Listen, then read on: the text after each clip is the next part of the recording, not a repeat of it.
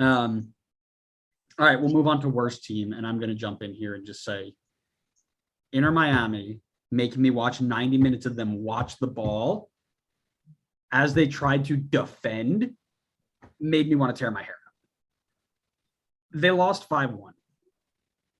They could have lost that game 2-1. They could have kept 3 of those balls out of the net very simply by moving towards the direction of the round thing. Like the round thing is moving towards the big white posts. If they just took 1 step towards it, then the goal doesn't happen. But instead they were like, ooh, pretty, as the ball goes in the back of it. I was losing my mind watching this game as a former goalkeeper, as now a current coach. Oh, God, brutal.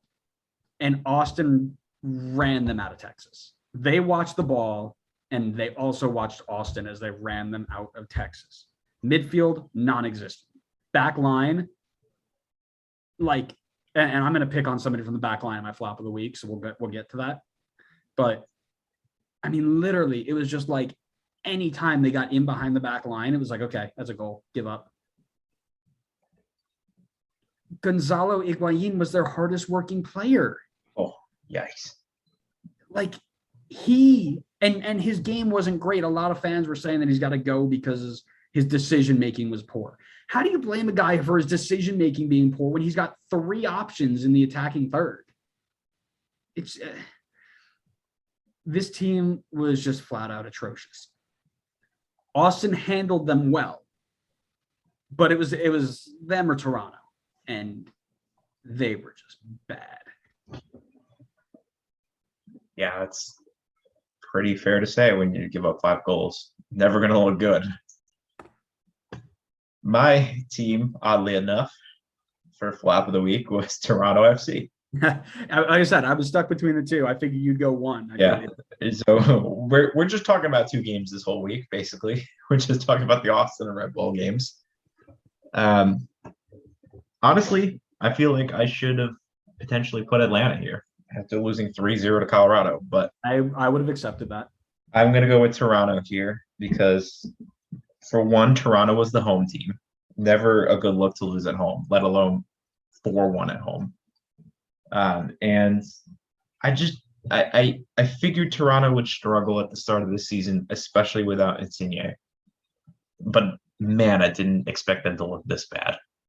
They look really bad. I know they grabbed a point week 1 against Dallas, but and I didn't catch the game against Red Bull, but from what it sounded like, what you were saying, this game could have been like 10-1. Should have been 10-1, not could have. Yeah. Should have. That's terrible. I mean, Red Bull definitely looked like a strong team this season. Probably not top of the East contenders, but to look that poorly against them. I'm sorry. Do I need to pull up the standings real quick? You go ahead, pull up the standings. Go ahead. Standings. Let me show you Austin at the top. Wait, what did you say? They weren't top of the East contenders? Currently, I've got Red Bull at 1 and Atlanta at 7. Wow. Hey, we're still in the playoffs. That's all that matters. Man, that's small team mentality, man. Couldn't be my team. Yeah, I think this is going to be. I don't know why people, including myself, didn't kind of like put it together that Toronto wasn't going to be good this season, because they were horrible last year, like really bad, like almost FCC bad.